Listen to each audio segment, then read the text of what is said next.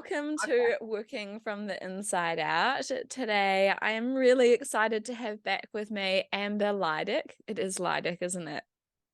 You did Yeah, it. cool. Yes. And what is super cool about this conversation is this is our part two.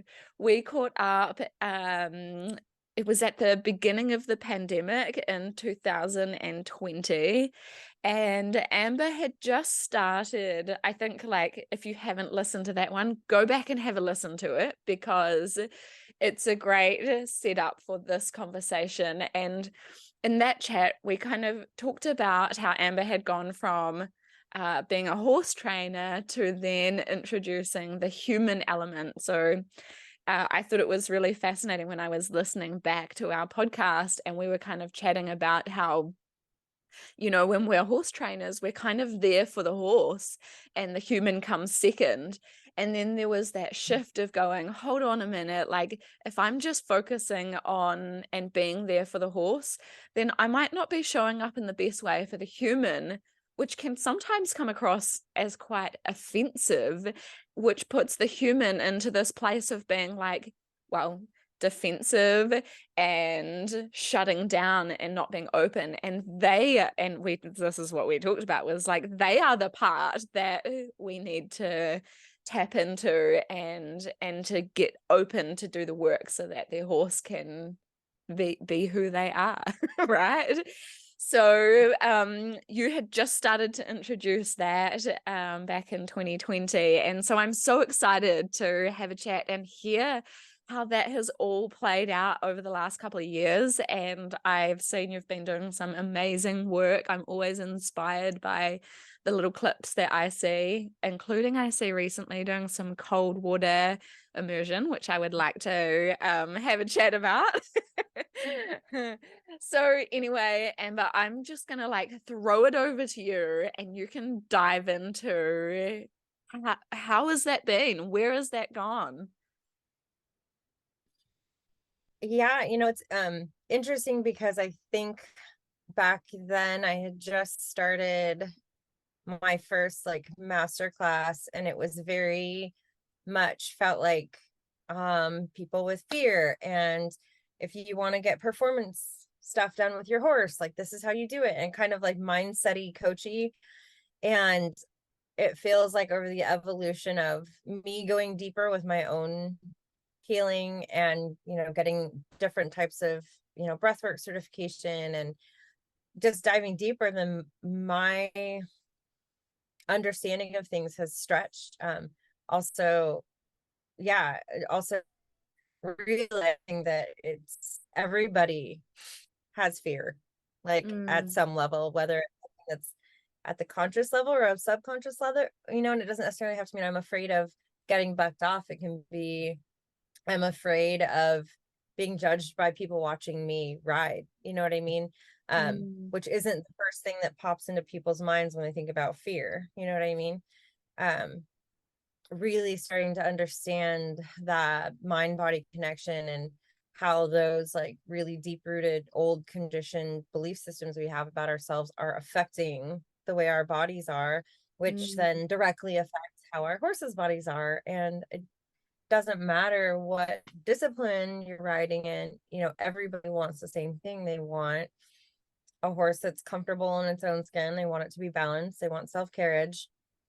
They want all these things. But, if the horse has the story that I'm not safe, then you're not ever going to get there. So bypassing relationship, and feeling safe in your own body, piece of, whatever you're doing with your horses, it's going to end up biting in you in the butt later anyway. So I was like, why don't I just go straight to that? Like, why don't we just go straight to that instead of skipping around and having to go back to it? Yeah, right. Because if we do skip that and we're just trying to focus on this end result, then the only way to get that really is by forcing it to happen. And that's not nice for anybody. Right. Yeah. And I feel like starting to understand the somatic piece, diving into Henry Living or Henry? No. Levine, Peter Levine, Henry. Who's Henry? I don't know if I've I don't know, but I like it. Henry Levine. Diving into Peter, his work and going through his books and then starting to go, oh, okay, hold on. So the basis of all of the horsemanship that I've ever been taught is basically the formula for how to put trauma into a mammal's body. That's fantastic. I'm so happy that that's been the foundation that my entire training has been on for all these years. And so I think that was one of the bigger wake up calls where I was like, oh, wait a minute, and then really understanding at a deeper level how the nervous systems work and how none of us can learn if we're in the sympathetic anyway. So why are we spending so much time there repeating what we're asking when the horse is not absorbing it anyways, and not seeing the value in having them soak in between and switch over and really process what they've just done? I was like, why is everyone skipping past all this stuff so fast, but I think there's a lot of discomfort for people in that stillness in between, because you take people that have been conditioned to do to see progress, and then say, now here there's progress in the being, and people are like, well, now I'm feeling all the things I'm trying to avoid by doing things. How uncomfortable for me to have to be with myself and wait, so yeah, I think that piece, understanding the trauma, the somatic releasing piece. And I done podcasts with a couple people that's what they did, and I would hear them say, oh, I specialize in somatic experiencing, and I was like, yeah, cool, right over my head, not straight really over. and I just look back and I just let that glaze right past me. But probably because I wasn't ready to hear that part yet, I was still working through the other stuff. So to go back to it now and understand what they did, I'm like, I need to go have podcasts with them again. yeah, right. And so Right. how does that look for you now, like understanding that element, the somatic piece? How does that go through into your work? Different to what it did, I know, like you said before, with the old way of training horses, you're basically putting that trauma in. And I know, like, same for me and pretty much everybody else out there. How does that look differently now? It's interesting. I try to decipher between the stuff that I do differently, like say in the round pen. It looks different, I think, because my intention in the round pen is different. It looks different because my why I'm in the round pen is now different. And I think going through this somatic release breathwork certification and looking at their formula for a session, I was like, oh my gosh, that's what I'm doing in the round pen for the horses. Like, okay, I get it. Where I think a lot of people get hung up on, I really want my horse to be relaxed all the time. I want, this calmness and this peacefulness in my relationship with this animal. And I think that that's an unrealistic expectation, because that's like saying I want myself to be calm all the time and I don't want to experience this full range of emotions, when that's not why we're here. That's not what our nervous system is developed to do. And so people shy away from, well, I don't want to go there, and so in the round pen, what I look at it is, it's like a breathwork session that I would hold for people, where the first part of it, I am actively activating the sympathetic nervous system, so that if there's anything that wants to be cleared, it can be. So many horses are shut down. So you get horses out there that look like they're doing, oh, my horse is so good, he just does exactly what he's supposed to. And I'm looking at him like, right, but what's going to start to happen is, or has already happened, is there's going to be physical lameness or some other type of dysfunction in the body. Emotionally, that stuff starts to eventually wear down when they're moving around like they're supposed to.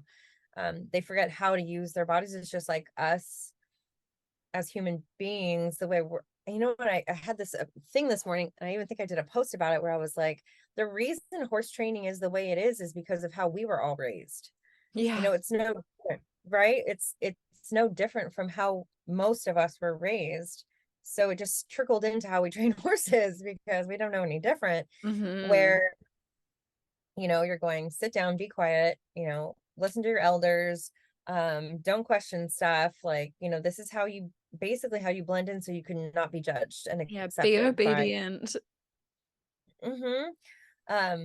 And so having us as humans and understanding that and the horses at the same time, we've lost access to the expression. So Mm. we're suppressing the way we feel, we're suppressing the things we want to say, the boundaries we want to speak up about. We're suppressing a lot of stuff, which is leaving everyone depressed. And the expression is what I'm wanting to call back physically, energetically, emotionally, knowing that emotions are just energy in motion, right? And so when I go in the round pen, I believe the key piece that I'm trying to help the humans with so that they can hold a space for their horses is to know how to hold space and what that means. And I think that gets thrown around a lot. And when I go in the round pen with the horse or the person, I'm creating a really safe container Yeah. where I know I'm not responsible for how they feel, and I'm giving permission for whatever needs to be expressed, whether it's bucking, kicking, biting, charging, which is so counterintuitive to how we're taught to deal with behavioral issues. I just see all of it as discharge and expression, which is what I'm excited about. I've had a horse here for 3 or 4 months, and she, for the first time, started kicking out and like bucking on the line. It took me putting her on the line and activating certain parts of her body. There was stuff that needed to be expressed, and it had been restrained by, side reins or martingales or whatever was being Mm. used. And so there was no access to that. And by me triggering those places and me holding the space to not get sucked into how she felt. So I'm not going to get upset. I don't have any beliefs about it. I'm excited. Like, let it Mhm. out. Let those loops close. The things that needed to be done that weren't done, like, let that happen. And so I'm like rejoicing that this horse is finally kicking out at me, because she Yeah. has a lot of accumulation in her body from over the years. And so just getting access to that. And then after she did it a few times, now all of a sudden her body is moving completely different because she's like, I can feel into that space now and it's safe. Um, so knowing that this is my intention when I go in the round pen, I'm going to create this safe space where you're allowed to express everything that needs to be expressed now in this moment or needed to be from years. And celebrating when that's happening, whereas before they've probably experienced, now you're going to get in trouble, you're going to change directions, jerk the rope, or Punishment. whatever. Right. Punishment for expressing. It's not safe to express. That's what most horses have been taught. Mm. So working my way back from, let me show you that you can express so that that stuff isn't pent up in there and there's not a lot of resistance to work through, which makes Mm. the performance much easier because the horses are like, oh, this is my body. I don't have to tense up and protect myself from anything. So when I do put my leg on to start teaching, lateral work or whatever you're trying to do, their body feels safe to just move into all, and you have access to all of this physical space in their body. Mm. And so I started to recognize the round pen for me used to be about make sure they're responsive, make sure they change directions when you ask them to, make sure they look at you and focus on you when, you ask them to. And now it's, can I activate the sympathetic nervous system and hold myself steady Mm. and not with them to help co-regulate? So when they do go up, I want to allow that expression, whether it's running, whether it's bucking, whether it's whatever. I want to allow that. And then I can shut it down, after they've been in it. I don't take them so far that they're in full panic. It's like I go just right into the threshold, and then Mm. I shut it down and I stop. So they go into, I have the story about what this is to express. It's scary. I'm gonna die ultimately is what it all boils down to for everyone, us and them. Yeah. And then I realized that they didn't. So I always go, but did you die? From the movie The Hangover. That's like my thing, but did you die? And they stop and they're like, oh my God, and then you stand there and you're regulated. So then all of a sudden they can jump on board with you. And then they're like, Mm. oh wait, oh wait, I experienced that level of excitement and I'm okay. You know what I Mm, mean? So they start to remember how to re-regulate themselves back down. Being in that state no longer scares them. It's not something that they need to get away from. It's just something that they remember. They know how to get curious about, like, is this a situation I actually need to be worried about? Because we don't want to take that from them. And then they go, oh no, we're fine. And and the recovery time becomes much quicker. And mm, so I'm not trying to get horses to not spook at stuff. I'm not trying to desensitize them. I'm trying to clear out their container of all of this accumulation over the years of repressing this stuff, clear it out so that when something that is a little bit worrisome or exciting comes into their space, they don't have all this stuff that needs to be released. You know what I mean? That balloon yeah. hasn't been filled and filled and filled, and then the leaf, falls from the tree, and then the horse just loses it, and people are like, I don't understand, that just came out of nowhere. I'm like, that did not come from nowhere. That is approximately 4 years, 5 hours, 36 seconds of stuff that they have been holding on to. Right. But it just, some horses have the capacity to hold it together for a long time. And you have to start Mm, looking at, is it fair that I'm asking my horse to do that for me? Am I creating these several times a week, sometimes daily in the beginning, this space for them to recognize and realize it's okay to express, so that you're not having them just keep it together for you. And I think a lot of horses do that. My horses don't do that. And so I don't, even if I tried to get away with that, I couldn't, mm, which is why I think they're in my life. My gelding has a very small capacity for stress, but he also knows how to regulate back down. mm, And so I posted a video not that long ago of, he got really attached to a mare I have in training, and he doesn't, I posted it because he was in his stall and he was running back and forth, and he's like shaking his head and he's stretching back and just full blown freak out, where I said, I could look at this situation and I can say, hey, this horse he has separation anxiety. And that horse could definitely be labeled as that and then be treated as such. So every time a person that has a story about their horse having separation anxiety, someone goes to take a horse away, and their story about the horse immediately affects the horse. And then you can create that very easily. mm, I looked at him in that moment. I said, he's having a moment of separation anxiety. mm, And because he's always been given permission to express, that's what he's doing. He has this accumulation and this rush of all of these hormones. And if he's not being allowed to move, then it's all going to stay in there and it'll explode out later. But he was doing it in the moment. He was doing what he needed to do to clear that because he could feel it. And at one point, he did one of those stretches all the way back, mm, because I could look at this and not freak out. And I just held the space of, oh, this is what's happening. It's just discharge. This is fine. He regulated himself back down without a lot of intervention from me, and was able to stop, and finally just like stopped and looked at me. I like could turn and look, and he mm, was like, oh, okay. And then it was done. There was a mm, few times where I clucked, and I brought him sort of back into his body when I saw him going off into the weeds. But aside from that, he did it on his own. And that's what I'm really trying to get horses and people to be able to do.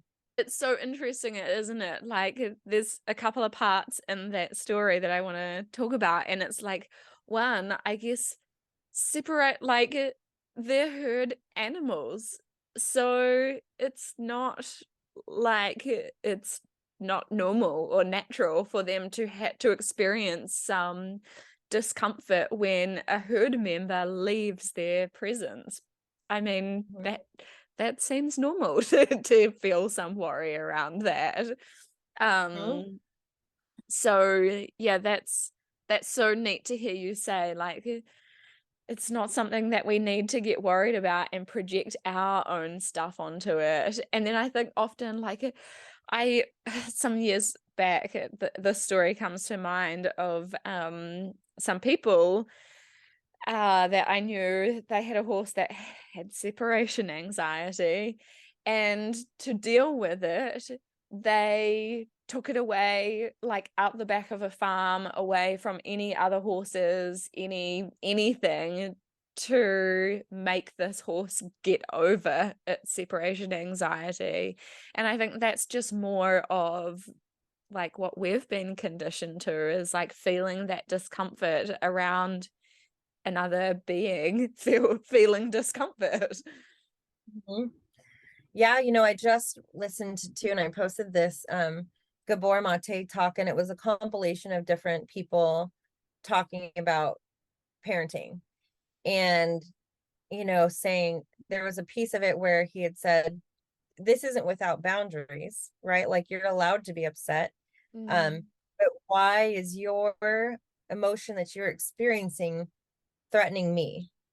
Why is your anger threatening me? Why is your upsetness? When it's, if the kid says, I want to eat a cookie before dinner, and you say no, they can be upset. It's upsetting. You can have the cookie after dinner. But Yeah. why is it so triggering for parents when that happens? Why is it like, go to your room, or you need to just be, all these things come up when it's like, but why? Like, that Mm. child should, he's upset, he's disappointed. That's the whole range of emotions we're supposed to be experiencing as human beings. But I think what happens is, that's the thing, is our own stuff will start to play into, those behaviors that they have, and it will create an actual pattern that the horse does. Where Yeah. if that was the story about him, I could go, oh gosh, every time a horse is leaving, I'm going to get tense. I know that's not the story, because I can go out on trails with him and everyone can leave us, or we can turn around and he's fine. You know what I mean? Mm. In that moment, he was experiencing some anxiety around separation. So I don't know if Yeah. it's that sort of, I know that about him, so I didn't get sucked into that or worried about it. So it just allowed me to hold the space. And then it sort of came to completion, and he kind of finally looked at me, and I was like, okay, can we go now? Like, we okay? But that's his personality, you know what I mean? He has Mm. these moments of just heightened emotion, and I just kind of hold the space for it.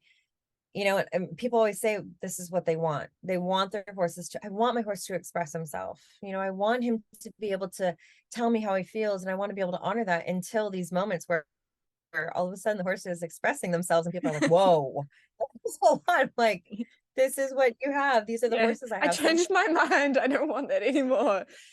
It makes there's, me think about Amber, the separation anxiety, and if we can then like, why, if we're then asking that question, we're like, why does that bring up discomfort in me?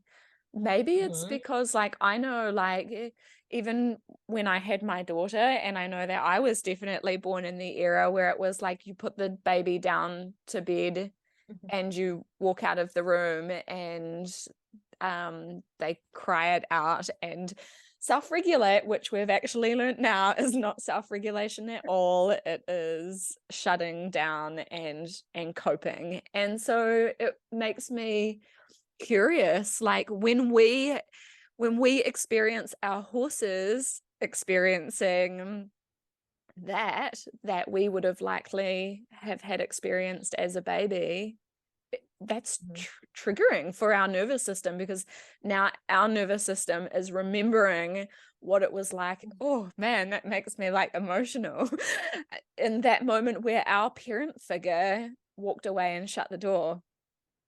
Mhm. Yeah, because there's nothing else in nature that does that to their animals. There's No. nothing.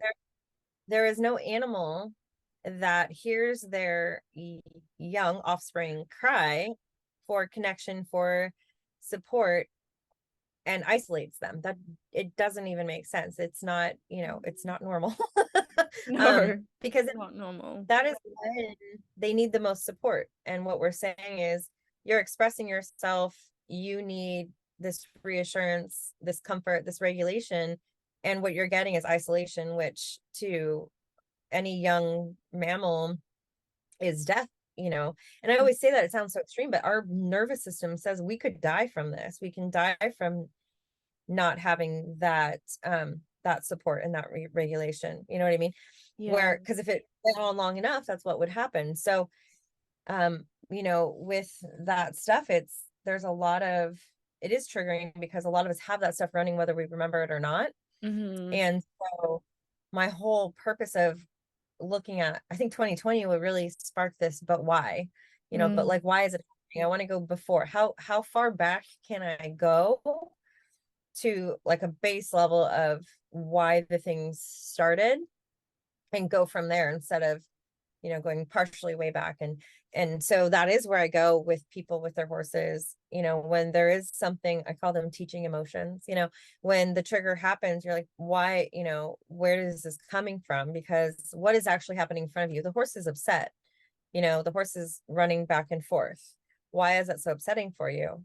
Because that's where you get the goods. Why is this upsetting you? People are like, well, because I don't want my horse to be upset. Well, how come you don't want your horse to be upset? What does it mean if you're upset? What does that mean about you if your horse is upset? And then people are like, then you get to the good. Yeah. You dig right down to like why, and that's what I go back to, the holding space. Like you have to do your own work to be able to hold space for another being to do that without you bringing in the energy of I need to fix this situation. Because when you're sharing your story, sharing something you're struggling with someone, you can feel the moment they start to go into how can I fix this for this person, where they're running through ideas of, oh, you know what, oh, I know why this is happening for them, I know what they can do to fix this, instead of just holding the space for them to express and then going, what do you need from me? You can feel when someone goes into that fix it mode, the Oh energy yeah. changes, right? And then that implies you're broken or that there's something wrong to be fixed, when it's like there's nothing wrong with that horse. They're responding exactly how they need to right now. The person having anxiety or having fear or having whatever, it doesn't mean there's something wrong with you. It means you're having a human being experience, and we're all here to learn these soul lessons and to clear them. So when there's these opportunities, when we're feeling triggered, that's just an opportunity for you to go, okay, here's your chance. Let's look at this. Like, because then you don't have to do it over and over again. Yes, that's right. So I want to learn the lesson over again. yeah. So let's say like we have somebody who their horse, let's say like your situation with that horse, with your horse having that moment of experiencing separation anxiety about his friend going, you're at a place that you can hold space because you've done that work there. Let's say we have somebody who they haven't done that work and the horse is pacing backwards and forwards and they feel themselves like up here they're kind of going, okay, I need to hold space, but in here in their chest, in their heart space or in their body, they can feel that like everything in them is going like, this is awful, I need to fix this, I need to change something. What can they do in that moment? How can they begin to hold space? I know you were saying about why.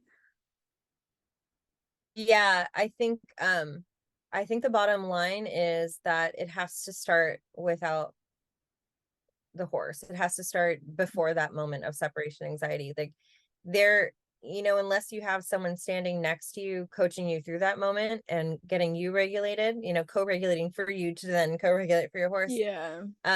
It really has to start before that. Like that's the responsibility piece. And when I was talking about this masterclass that I just put up, I did it in 3 levels because I know people skip forward. I know because I do it. You want to look forward and go, but yeah, but I want to get to the good stuff for like the groundwork. How do I fix the separation anxiety? How do I fix it? Give me the exercise where I'm like, you can there's a million different ways, a million different trainers that are going to give you a bunch of different ways. And I feel like there's a lot of value in having different methods. And they all work. But why do they work? You have to get, how do you feel about implementing the practices that you're doing? How do you feel about implementing, whatever trainer's program you're following? Because that's actually what's producing the result in front of you. I don't even think it's as much as the body work. It's not the timing. It's not, the actual exercises as much as it is. If I don't feel worthy is a big thing of receiving this horse. That I've had people who we've dug down deep and they go, I don't even think I am worthy of having a horse that is everything that I think I want out of a horse. Or how do you feel about implementing a boundary, because all the trainers that are producing these techniques, it's all about boundaries. If you feel in your body a visceral reaction to a boundary, like that makes me uncomfortable, if you have a belief that boundaries create separation between your connections, because a lot of people have that, if I push this horse away, they're not going to like me, they're not going to think that they can come near me, where you get into a lot of codependency with separation anxiety, because people are holding this belief that they don't, not consciously, but they want that connection. They want the horse to look at them as a source of support. They want the horse to look at them and go, I feel better because I'm near you. But is that fair from a bigger standpoint? No, because you're not always going to be there. So you're not actually supporting the horse in being okay with or without you. And so when I look at, I had a lady at a clinic, I think like 2 months ago, and she had a horse that had separation anxiety, and she came with her partner that she'd been with him for a very long time. They both had their horses there, and it is trickier when you're on a property and you have just two horses. Like that does make it challenging. And so we sort of started this process where she would walk away from the other horse, from her husband and the other horse, and her horse would immediately, I had them stand pretty close, and I just talked to her, what does it feel like when you start to walk away? The horse immediately got anxious before we even had her moving away. And so, because she's thinking, here's my story about what's going to happen, and this happens, and then the horse gets out of control. And mind you, this woman's amazing, because she had not been in horses her entire life. She got into horses, like, I think maybe a year or two, because he had them when he was younger. So she's doing this thing where she's trying to, and was loving it, dive into this, thing with her partner so they could have something to connect with. And so I took the horse from her, and we started to walk away from them. And I had someone had to leave early, and they're like, hey, I have this issue, can you please video this? Like, I want to see what we need to do when separation anxiety comes up. And I was like, yeah, sure. So we were passing my phone around, people were, passing, because it went on. I started to walk away, and the horse was completely relaxed, but I could feel her. And so I stopped, and I went, how are you feeling right now? And she's like, my heart rate's up, I can't breathe. Like, there was all this stuff going on for her, but the horse is like, and so we just went into her stuff, what happens if we separate, and so we ended up going into like mother wound, and like, like not where people at the clinic expected to go. Like, I was like, I'm sorry, but this is where we have to go. Like, if you really want this resolved, you have to look at, what am I bringing? What is my story about this stuff? Because yes, horses come with their own trauma. Yes, they come with their own stuff, but we can't actively participate in helping them heal when we have our own shit running. It's like going into a marriage or a relationship and thinking that this partnership, is gonna fix the stuff that's going on with us, when you're in a conscious partnership and relationship, your stuff is still going to come up. In fact, it'll probably come up more.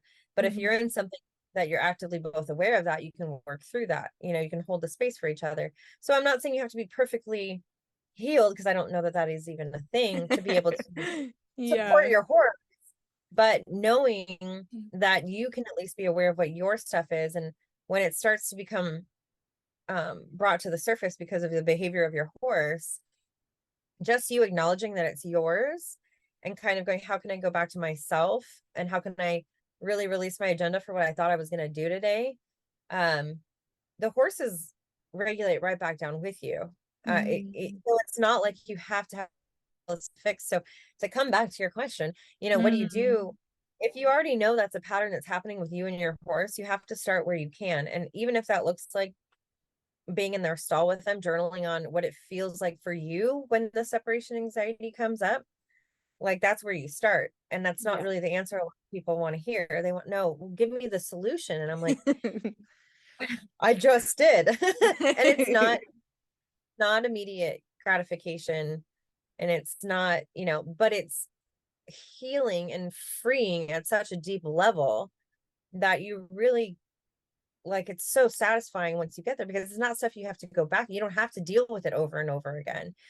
So it's sustainable, versus I'm giving you this magic formula that you're going to go out and apply, and then, it just doesn't work that way.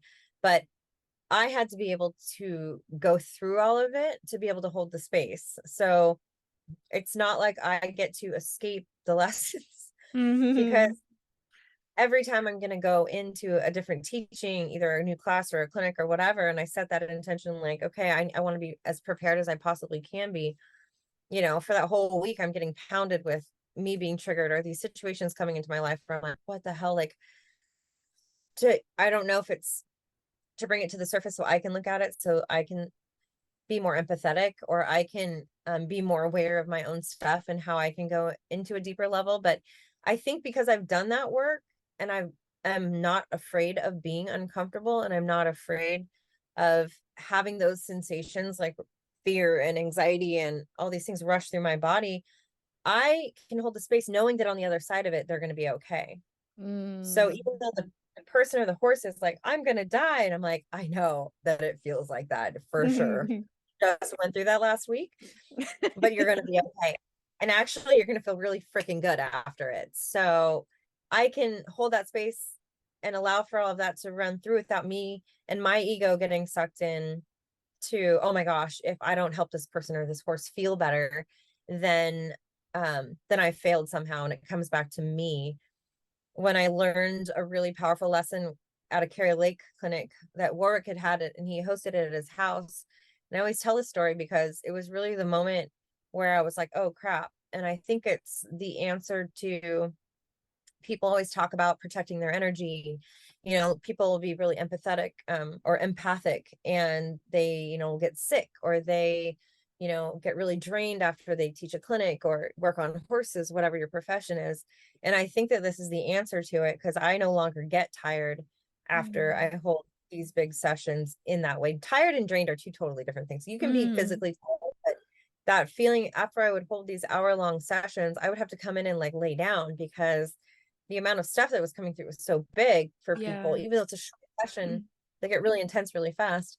And Mhm. so I had, ended up with autoimmune stuff going on. I had anxiety, and that was trickling from, my marriage that was ending, and all these changes was just compiling on it.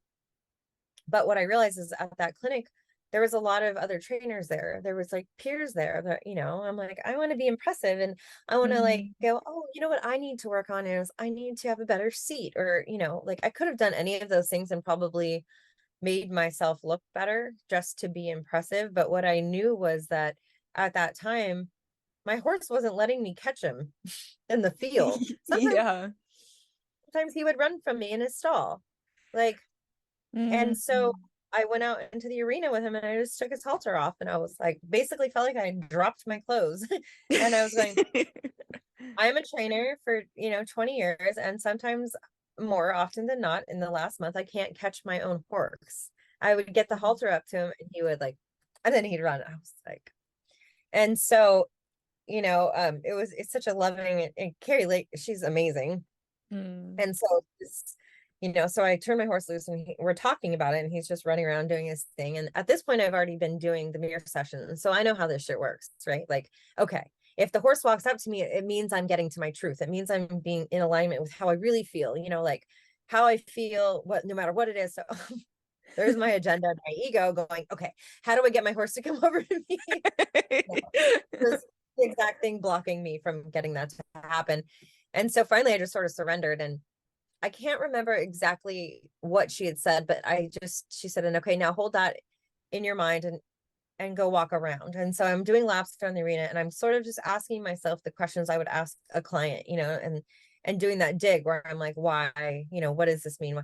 And finally, all of a sudden I was like, oh, okay. So I come running back over, like I have the answer, and everything's gonna be great now.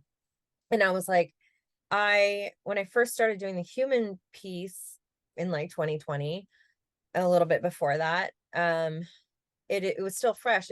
I think I'd been doing it for about a year, and I went through a coaching course, and I knew the patterns and how to say the right things. And so, when you're really the doing, right? You learn it. It's like riding a bike. You know how you have to balance. You have to put your feet on the pedals, and I was in the doing process where I would hold the energy of, I really want to help the people. So I would really gauge, I didn't, not consciously I was gauging my worth and my value as a coach by if they felt good after the session. Do they feel better? Did they get what they thought they wanted? And so I had been coached around that to release that, this is there, you can present the questions and you can create that container and the opportunities, but people have to do their own work. Like, that's not your responsibility. You can ask the right things and they can come up with it or not. And so, but I realized that I had not done that for the horses. And she said, "What do you do?" And I said, "I help horses." And she went, "Okay." And I was like, "That's my purpose." And she goes, "Oh, so you're saying that the horses don't have their own divine connection? They can't heal themselves. It's you doing it?" And I was like, Oh. "Ew." Like, ew. No, that's not what Yeah. I'm saying. But that was the energy of what I was saying. That's what I was being responsible. I had let go of it for the humans because I could talk to the humans and I understood that. But I realized that everyone tells you, find your purpose. Why are you here? And she was like, "Why do you need a purpose? Like, you're a human being. You get to just be here. Like, you don't have to earn your right here. You don't have to check off the boxes to be allowed to, get your like stamp of approval for human being." And and I realized that I was like, the responsibility piece. It's not me doing this. I'm creating a container that's free of judgment and that feels safe to people into horses, but ultimately trusting the body intrinsically and spirit or whatever you're working with to do that piece. That's what I'm doing. I'm creating the container. Whatever is supposed to happen for that person, whether it's them individually or with their horse or whatever, like those lessons are going to come like they need to. It's not my responsibility. I can point things out or, I can show people where blind spots might be, but it has nothing to do with what I'm doing. I do, however, think that there are a lot of people that they can get results with that energy. Like a lot of people that do body work that can put their hands on and they can move the stuff and, and they're creating change in the body and they're doing that for sure, but they're getting sick after. And it's because they're taking that shit on themselves. And whether or not they're really good at having their own clearing practices afterwards or whatever that looks like, they're taking it on and that's why they're getting the results, but that's why they're getting sick. And I think that responsibility piece of, I'm going to bring awareness to this horse's body, I'm going to do the work, but I know ultimately it's the body doing the work. It's not the sutures or the cast healing the body. It's definitely supporting it, but the body is what's healing the body. So I think that was like one of the biggest things for me to understand was like, this is not me. It's not tied into my self-worth. It's not, giving me my rite of passage to be on this planet. It's like, I can hold the space now. I go, well, today looked like it ended kind of shitty for everyone, but that's usually when people come back after they process with like the most profound realization to get them to figure it out. It's like, it'll happen when it's supposed to. Maybe you're not ready yet. So back to the separation anxiety. It's really like, it's digging around in the questioning yourself as to why that's coming up. And that's sort of how then when you're doing the exercises around separation anxiety, then you get the results because you can stay solid in your nervous system, knowing that the horse might go through a lot of stuff that doesn't look like progress. And that's also okay. If you know that at like a soul level, you don't get upset or worried about what looks like is actually physically happening in front of you. You can just be at peace with it. It'll clear when it needs to. You know what I mean? And just from you letting go of that agenda, all of a sudden the horse is like, "Hey, how's it going? What are we worried about?" So it is about doing that deep inner work with yourself, and going back to me not wanting to appease people in the level 1 of my program is because honestly, it's not serving people. If I do that, there are horses brought in. I have a lot of collaborations with people, and you too, right? You guys sent me a video of these different exercises from different trainers of like, how can I connect with my horse without touching them, without contact, and then how can I connect with them with contact, but without groundwork being involved yet. You know what I mean? And that's what I really wanted. So the horses are integrated in the last month, but it's like, I really want people to understand how you feel about what you're asking your horse to do has more to do with your results than the actual timing and feel of stuff. So that's why I find it's so important to have that piece integrated in. Yeah, that's so wonderful. I love going back to the holding space side of things and your lesson around that. I love the idea of the cast or the sutures, but I was thinking, like, I had this picture in my mind of like the cast, let's say on a broken leg or something. It's just there doing its thing. There's nothing emotional about it. And then Right. at the end of the healing, it's cut away. Like it's literally cut off and discarded. And I was kind of just like thinking, yeah, we're not that important. Like when we're being a container, like we're just doing the thing in that moment, and then we move on to the next thing. And it kind of just, it's a little bit humbling of like, you're not so big, you're not like you're not so important. Right. And I feel like, right, we can look at it, it is important, right? Because, that container, that cast, or those sutures, they hold things in a way where you can expedite healing. You Yes. can course correct, so you don't have to Mhm. re-break the bone later. You know what I mean? Yeah. So it's important in that way, but to remember, like, I don't want people to need me forever. I don't Yes. want them to go, oh my gosh, like what would Amber, I need to text Amber. I don't know. I'm in the round pen, which I do have people do sometimes, but it's like, I don't want that, because there's plenty of people out there that need this piece. I want Yes. people to have done the process enough times with themselves to where when they do get into that place, they know exactly what to do. You know what I mean? Mm. Oh, I'm having one of those moments. I've done this process with support so many times that I can do it for myself now, and then Yeah. let it out that way. Because I feel like for me, I still need coaches. Like if I Yes. get really into my shit, I'm like, okay, which one of my people am I going to reach out to? And none of them are really horse people. And so that piece is like, having that resource is definitely Mm.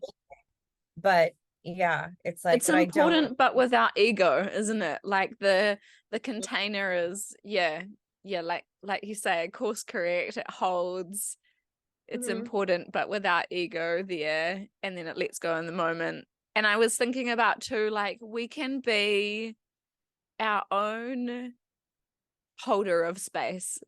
Mhm. Like when we're going through stuff, I was sort of thinking about that observer. And but when we're being the observer of our own stuff, we're kind of holding space for ourselves to go through the uncomfortable things without having to get attached or emotional or like, no, I don't want to experience those things. Yeah, and I could, well, that's the whole missing piece for a lot of people, is that they're trying to create all of this stuff for their horses, but they haven't done it for themselves yet. Like, you can't actually do that. You can't boss piece. I talk a lot about, like toxic positivity and in spiritual bypass is, it's great to do positive affirmations, or, having, thinking positive and all of this stuff. But if it's to skip and avoid something that wants to be felt and acknowledged in your body or in your experience, then it's just going to keep coming up, and usually it'll get bigger until you Mm. can't avoid it. And sometimes that looks like a major accident, or it looks like, it doesn't, it doesn't have to get big. If you just start to really tap in and listen to the little nudges, you don't have to have the big catastrophes in your life to where then you're having a forced rest, or you're getting really Mhm. sick because your body told you 60 times, over the last month that you were tired and that maybe you needed to take a day off, or you needed to have that practice, that daily practice, to release the accumulation for yourself as you go. It doesn't have to turn into, now you have a broken leg and now you have to lay on the couch. You know what I mean? Which is inevitably what happens when you're not listening to those nudges. It always happens that way. Yes, I in 2015 I went through a really sad breakup of a relationship when I was living in America, and that resulted in me having to move back to New Zealand. And when I got back, like, I just didn't take time for myself. I was like, do like, let's just push down those feelings and set some new goals. And so I get back to New Zealand, I started my company, had my first clients arriving. I had a clinic booked, and the Tuesday of that week, when everything was kicking off that weekend, that was when I broke my back. Like, exploded my vertebrae. Was told they didn't know if I was going to walk again. And so, yeah, that was that was a big lesson of take the time, process the things, instead of just doing what I was really good at, of being a high achiever. Yeah, and you see it all the time, and I see it in my own life. So it's not like I always try to share and be as open as I can, whenever I hold the math, even when I just did this little like 2-week shadow work course. And like I said before I'm going to do one of these things, I always get like a deeper level of the lesson. So then I have lots of content to share with people, because I don't want people to think that you're ever going to get to this point where this stuff isn't going to happen. Like, I don't want people to have this false sense of, oh, if I do this work, then, my life's going to be hunky dory and I'm never going to be stressed. I'm never going to be worried, or I'm never going to, like, that's not the reality. Right. But your recovery time is so much quicker. You know what I mean? Like, the things that would have knocked me out and caused me to go, self-soothe or numb out or go party and go drink or whatever else, like, that stuff doesn't show up for me anymore, because I recognize, oh, I have this stuff. Oh, this is just this happening. The recovery time is so much faster. And so what I want people to be able to have are those tools to, not this false sense of, reality where nothing bad ever happens, but this understanding of bad stuff is going to happen. Your horse is going to have moments where it's upset. You are going to have moments where you're upset, but allow that stuff, allow it. Like, oh, this feels really hard. This feels really heavy. The horses really appreciate when you acknowledge where you're at. All they want is that congruency, right? They don't want someone to show up and say, I'm great, I'm confident, I feel fine, when they can feel that that's not what's happening. So you hear always people saying, like, act confident, and it's like, no, just be where you're at. If you're worried, look at your horse and say, I'm worried. I'm worried right now. And then all of a sudden you see things settle. But that's the piece of this process of the shadow work that I do, which is the foundation of everything that I do now. And it always scares people, because people are, shadow work sounds really horrible. Yeah, what is that? So the shadow work process is something that I dipped into in 2020. A friend and coach of mine brought it up, and I always heard that term, and I was like, oh, I don't know what that is, but it sounds crazy. And I lightly dabbled in it, kind of her process for that year. And I did like little shadow work thing for like 2 weeks. And it finally all of a sudden just like hit me, like the actual process of what it was. And I then could understand it and break it down into a really gentle process where people are having a really profound, like, oh my gosh. And it is simple, but unless you have someone point it out to you, like, how do you know? Like, no one's teaching this shit in school. And so it comes down to these, like, well, I actually added a 5th step this last weekend. Spending time relaxing with, 3 of my friends who are also coaches and in the work. And we had one of my friends brought this term to my attention. And I was like, oh my gosh, that is amazing. So the first step being just the awareness, like, where are your triggers? Where are these teaching emotions that are coming up for you to, like, look at and acknowledge, helping people become aware of it, finding those patterns. Is it someone that's doing it? Is it a place that you go that brings it up? What is the pattern? What is the scenario that continues to bring this into your experience? And we have like fun little, like, I say fun, interesting little things where we can do to pattern interrupt it, or, bring awareness to it. And then the second section of it is the understanding it. Like, I want to understand where this started. Like, where could Mm. this have come up before, and I take people through a meditation and get them into theta, and the answers sort of just drop out when you clear, your thinking part of the brain out of the way. You kind of get to the truth of that, the stuff that you hold like deep in your body and that old programming, that stuff will kind of come up and be identified, and there's some journaling around it to kind of dive deeper. And then the third piece is the acceptance of it, which I think is what people skip, because they think, I want to get rid of this resentment, I want to get rid of this fear, I want to get rid of this, Mm. but it's part of you. And so if you're doing that, you're ultimately rejecting part of yourself, which is not Mm. going to serve you. So it's the accepting of it. It's, I have resentment around this thing because, and you understand it now. Oh, of course I have resentment around that because this is what I experienced. In that Mm. statement, of course I feel this way. It just lends a lot of grace to yourself, of course, because that's the stuff someone should have probably said to you back then. Of course Mm. you're upset because you should be. And so that acceptance piece is so huge. And I feel like that's the piece that gets really skipped when people are doing this work. That's kind of the spiritual bypass. Just think positive. And you're like, well, but Yeah, but really, anything thanks. coming up, you need to look at. Thanks. Thanks a lot. That helped a lot. Yeah. Um, and then the fourth/fifth piece is the integration. Like, what does it look like having this understanding? How are you going to do life different? Are there boundaries that need to be upheld, but from the energy of loving yourself versus keeping people away from you? The energy changes when you state something from that place versus from the other. And then the term that my beautiful friend and coach who introduced me to shadow work came up with this last weekend was the light shadow. And I was like, what did you just say? Oh, is that a thing?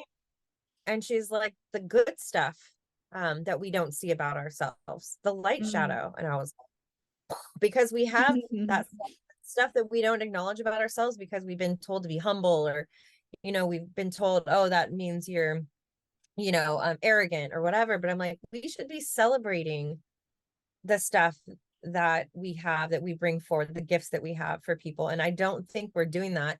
So to have people around you, coaches or friends that you can come to with your good stuff and good news once you recognize it, and share that and have them be equally as excited about it as with you, or to be able to be like, hey, did you know that you're really amazing at this thing that maybe you're Mm-hmm. not aware of? It's your light shadow. And I was like, oh my gosh, that just blew my mind. That's Um, so cool. A friend of mine, he is kind of getting into like talking about what you're describing as the light shadows. And he sent me this really wonderful message, like, and um saying like some of the light shadows, I guess, in me. And one of them was the crier. And because I do, like my kids, well, my daughter, she laughs at me. Laughs not in a mean way, but just like, oh my, like we're watching a Disney movie and she's like, you're crying, mum. My so, but I like crying, I've always been shamed because of it, like especially I think by men, like, oh, here we go again, like you're crying. But then also feeling shame myself because like I'll cry about anything, like a sad movie or someone telling me their story, like whether it's happy or sad, like they're just like on tap there. And he said to me, yeah, like, yeah, the crier. And I was like, what? Like, do you think that's a good thing? And he's like, yeah, it's beautiful because you are able, like, you've got your emotions there, like you're able to, they're part of you, and instead of like that being shut down and not able to access it. And so I was like, oh, like, thank you. What a like shift and release, and a beautiful thing to see somebody and acknowledge one of those things. So anyway, light yeah, shadows are good. right. And it's a huge thing because I like to I don't like it, but people come to these sessions and they walk into the arena, and it's gotten to the point now where before the music even goes on, people are already crying. And I'm like Mm. a plumber for your soul. emotions. Because that people having permission to express like that, it's like really hard for people. So your ability to do that actually gives people permission to also do that. You know what I mean? Which is what Yes. people need so Mm-hmm. much right now, especially around crying. Crying is a big one. Mm-hmm. And people will apologize. I'm sorry. And I'm like, no, we're not doing sorry. We're not doing sorry for you being a human being that's supposed to express and this liquid that's a manifestation of your, emotions that are being allowed to flow through you is not something to apologize for. So yeah, I think it's a huge gift. You know what I mean? For sure. And it all comes down to that, am I safe to experience these sensations? And going into the ice bath thing, I watched Robin do it a few times and I would, oh, I should reach out. Oh, I should reach out. I should reach out, And then when she said she skinny dipped in Lake Tahoe, me knowing that she doesn't like the cold, I was like, okay, I texted her and I was like, okay, bitch, we're doing this. Like, oh, can you do this with me? And she was like, yes. And I was like, oh, because knowing this is what I loathe. It's like, and why? I had to think about like, my clients know that it hits like, I mean, we go into like under 70 degrees and I'm like wearing a jacket. If there's a breeze, I just don't do cold. Like I don't know why, whatever it is, I don't do cold. And water, is a thing for me strictly because for the longest time, not acknowledging this huge trauma I had as a child where I watched my dad ultimately drowned in front of me and I was the only one there. But for my entire life, that was really never acknowledged as something that might have been a big deal for me, which seems strange to me now knowing. But, for me, people would ask me about it when I was younger and oh, it's no big deal. Yeah, my dad died. It's not a big deal. I was young. But that was the narrative that was kind of fed around me.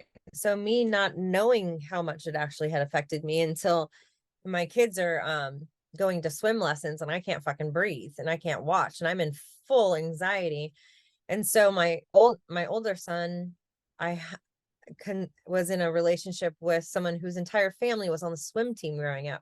So he's naturally at the pool by 3 months old, going under, and I'm like, I can't even watch the swim lessons. And so that was way before I even started to dive into anything that looked like healing anything. But at that point, it was affecting me. So back then, if I would have had this knowledge, I would have been like, why is this making me feel this way?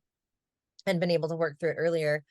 But the water thing, I can swim, and I have gone in the lake, I swam, it's like, it's not like something that I'm like, I can't do that and I freak out. But it's something that had been definitely even shamed by people that I had dated where they're like, why don't you want to come in here? Oh, well, you can't swim, like made fun of. And I was like, I can swim. I just don't want to. And so it was interesting having all this around it. And so to have it be cold water was like extra, but I was at this place where I was holding a really heavy mirror session where I knew there was a couple families coming with big things of grief. And I had a sweat lodge the night before. I just knew that there was a lot of balance of me needing to do my own clearing and able to hold the space, in a big way in both sides. And so I don't know why that weekend was a really intense weekend. And so driving there, and I hadn't really shared any of this with her, until I got there where she was like, oh gosh, I was like crying. Like I did not want to do this, but I knew that there was going to be value in it for me because I knew how much I didn't want to do it.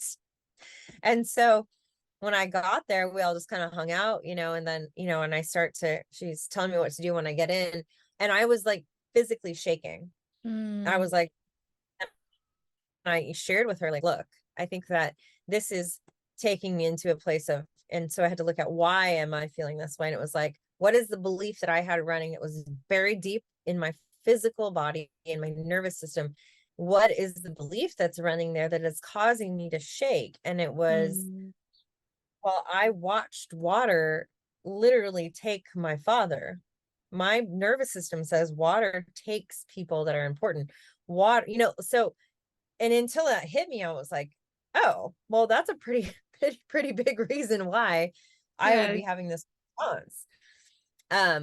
And so it's the same thing that I do with my clients, the same thing I do with the horses. I take them into the place that their body says we're going to die.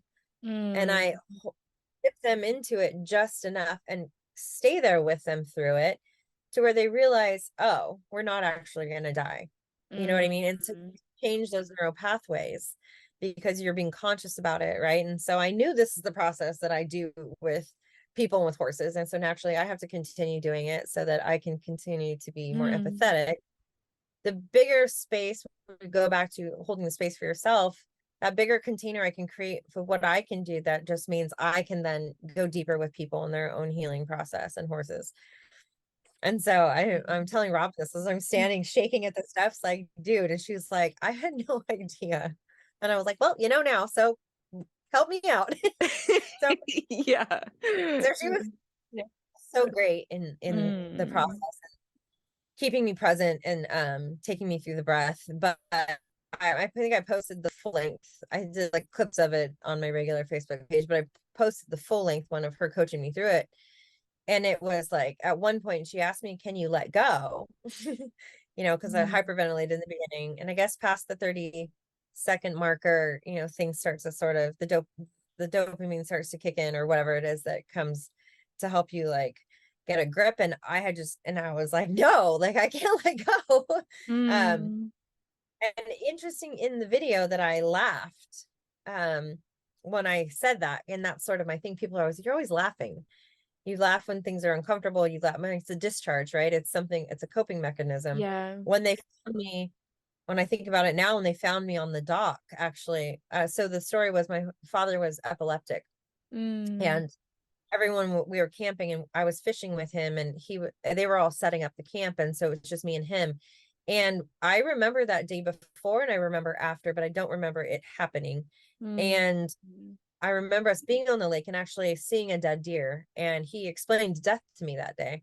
And so it was interesting that that piece of when they found me, my mom said, you were laughing and you said, oh, daddy went swimming. He went swimming. And she was like, he would not have left you on the dock by yourself. And she knew immediately something was wrong. And then they swooped me up and they drove to go find help, because obviously back then there was no cell phones. But I made that connection when I watched that video back, and then we had actually just put a horse down who was really significant to me. And this might be kind of gruesome for some people, but we wanted to keep him here. We wanted to bury him here. And so he's a mini horse, so it wasn't like such a big task, but I had put him down in my horse trailer because I didn't have help that night. And so we had to move his body, and I'm in the trailer feeling really uncomfortable. It didn't bother me, but we were asking the guy that works for us to help me, and I had covered him so it wasn't, upsetting for anyone. And I look at it as like, this is just a physical body. Like, it doesn't bother me, but I do understand that that could really bother someone else. So I felt weird about asking him, but he was the only one that could help me. And my mom was on the outside of the trailer, and she was saying, I guess I was like, oh, this is so awkward. I'm so sorry. But that was the tone that I had. It was like this playful, like, yeah. And she was like, well, you laugh and like, it sounds like you're making fun of the situation. And I was like, I don't know why I do that. But when I remember back and watch that video, because that's in that moment, what happened to me to discharge these huge emotions and the fear that was going through me, probably as a little tiny kid that didn't know what to do. I was laughing because that was the discharge. That's no movement, right? And so my body went, this is what we'll do. And so recognizing that in those moments where I was like, I can't let go, like, it was like, but also after I did that, I then could let go of the side, and then I could put my arms in. So noticing those patterns and recognizing where they come from, can help you really unwind the stuff at a deep level. And even more so this last weekend, going into this healing circle we did with each other, where someone would stay in the middle and they said, what do you want to let go of, or what do you want to bring more of in? And everyone puts their hands on, and in whatever way that they feel resonates with them, helps the person in the middle. And I had this moment where I was like, I want to call in abundance. And so I want to release anything that is blocking me from that. And the first thing that came to me, and it came to two of the other people intuitively after we shared after, was I had a belief system that it was my fault. So I didn't deserve to get things that I get in whatever way it looks, because it's my fault that my dad died.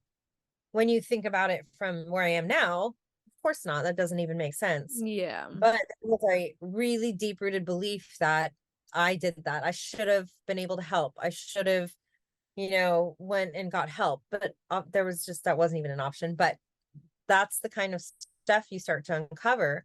Then I can acknowledge it. Wait a minute, that's the story I have. No, that's not true. Yeah. I can understand where it's coming from, and I can accept it as part of maybe how I've lived my entire life, but it's not truth. And then in that acknowledgement of it, it's released. You know what I mean? Yeah.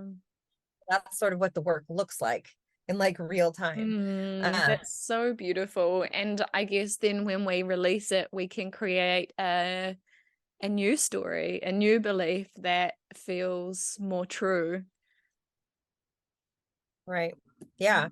100%. Where it's like, even going back to separation anxiety, for people, it's what happens if your horse is okay without you? What happens if your partner's okay? What happens if your kids are okay without you? And then people go, oh, well, they don't need me. Then what's the purpose of me? There's a lot of interesting little untanglings that can happen when you start asking yourself those questions. And that's all stuff that I learned through my Theta training, which I never knew how to utilize until it all sort of came smashing together. Asking those questions allows you to get to the root of that stuff. And then in the acknowledging and understanding of it, you can let it go. And then it is not a part of your story anymore. And I think within that, that's where you find like a lot of freedom, deeper connection, because it's not rooted in anxiety or attachment stuff. It's, I can be okay with or without you. So that allows this space for me to create the people that don't need me. You know what I mean? And we get to just have this space where we hold for each other, where we get to have it, and then we go do our own thing, and you come back together and create this amazing, fun connections, and magical things come from it, because no one needs anything outside of themselves, which is really what you're trying to reach for your horse and for you. How freeing. And I think a lot of people get, right. Yes. I think a lot of people get horses to fill those needs for them, and they're not recognizing it. And it's easy to project your own story onto a horse because they can't verbally tell you that you're wrong. They can tell you in a million different ways in behaviors that you're wrong, but we can still make up our own story about what those behaviors are. So I think that's why the responsibility of understanding where you're at is so big when you come to, something that doesn't have an actual language, aside from energetically, and that's, that's like a huge part of it. So doing this work is why I keep going back to, like, I can't even hold sessions anymore with people that don't look like going there, because I know at what a massive level it affects the rest of their life, and how it trickles on to everyone they come in contact with. So I know the value in it is so big. So that leaves me able to stay in it and not appease people when they come for lessons and think that they want, to get their flying lead changes better, where I'm like, well, what happens if you get your flying lead changes? Well, this and this. What happens if you don't? Oh, well, I can't go show. Well, what happens if you can't go show? Oh, well, what's the point of my horse? What is the point of your horse? It's like you just trickle back like of where the actual issue is, and people are like, oh my God, but then you can go there and you can recreate what you actually want, and then you can get the flying lead changes. It's never about the flying lead changes. It's always about the other stuff. That's just the surface level. Yeah, definitely. That's also fascinating. And so, yeah, I guess as you begin to work through the process with people, by the time you get to doing, whether it's flying changes or the groundwork exercises, they show up in a way like that don't have resistance to them. They don't have problems. Because if you look at the stuff that we ask them to do is really not that complicated. You know what I mean? Like broken down sliding stops, spins, leg yields, half passes, whatever discipline you're in, none of it is really that complicated because you break it down into such small steps. The only reason it gets complicated is because we're trying to push through the resistance that they're giving to us. The resistance is only ever coming from them, not understanding what we want, and our lack of willingness to go back to the beginning, because we have belief systems about what it is to go backwards. We don't want to go backwards. Oh my God. When you know that all of the really amazing trainers that are doing amazing things, they always go back to the foundation of stuff. That's, but there's beliefs of how we're raised about going backwards, that the stuff is like linear, when it's like, no, that's just part of it. Like, so when I look at, once that resistance is released within the person, if they're unattached to getting any of these maneuvers that day, if they're committed to the process, they're not bringing in their own resistance around it. So then the horse doesn't feel the need to be defensive, and the stuff just happens. But it's these really deep-rooted belief systems about what achievement is, or what step 1, 2, and 3 get done. God forbid you have to go back to 1. It's us holding these stories. And when our body contracts because we're like, oh gosh, this means something about me, not consciously, but your body is what's gonna be affected mostly. Once you clear that stuff, then you're not, especially when you're writing. I mean, it happens on the ground. I have my entire premise of the book that I'm writing was, I always had the name for it, but I never knew what was going to go inside. And and so it just hit me when I just heard story after story. And then now I have so many clients that are like, oh my gosh, understanding the somatic piece of the name of the book is Mirror in the Stall, right? Because mirror sessions, it's all mirror.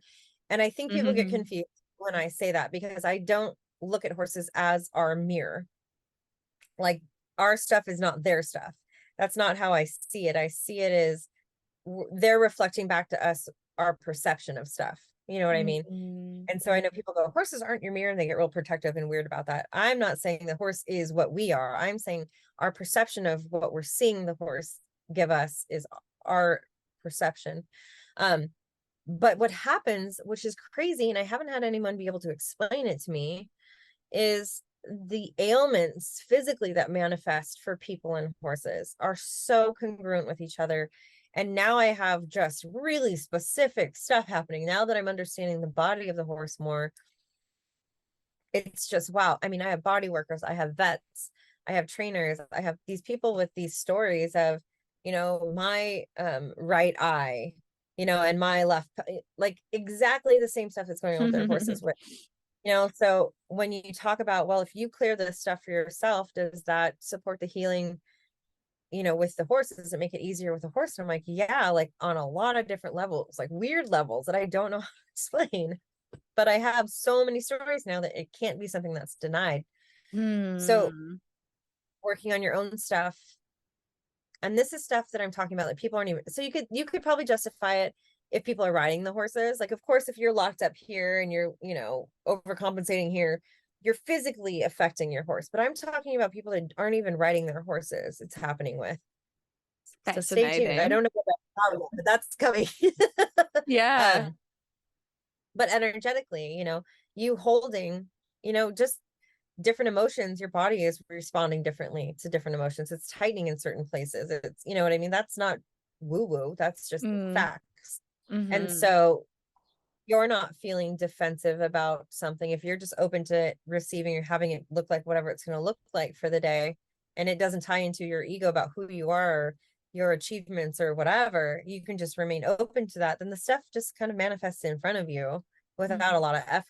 But that's the hardest piece for people, is to let go of the, the agenda and the, like, what it needs to look like.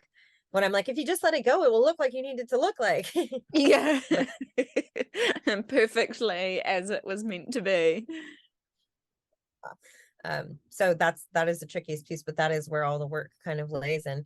And once you get to the point where you're like, well, these big things happen to me, and I'm like, it literally, I'm not even just saying it anymore. I think I used to say it a lot, but now I, at a deep level, go, it is happening just how it needs to. And I may need to remind myself of that 25 times in a half an hour. Something is really raw and it feels really big. but it's me going, it's okay that I'm feeling upset right now. It's okay. I don't need to get rid of this. It should be upsetting. This is like a big thing happening. Yeah. But why is it, what's being brought to the surface for me to look deeper at so that I can clear it so it doesn't have to get bigger, and really remembering that this like healing process and this learning process is not linear. It's a spiral, right? Like you don't clear a lesson and think it's going to go away. Sometimes it comes back, but it's because it's this invitation to go deeper with it. You know what I mean? And so, I just had this last weekend, it was this thing that felt so big. And she's like, I don't understand why this feels like such a big deal to me, because I have had nothing in my life happen to where I should be afraid of this. Like, what's wrong with me? And it immediately felt like this is deep level stuff. Like you're clearing ancestral stuff. You know what I mean? And then I used to hear that and go, well, that's like, sounds like woo. I'm like so glad that you've gone here, because like just before I was like, I need to ask her if she wants to talk about intergenerational stuff. So anyway, we're here.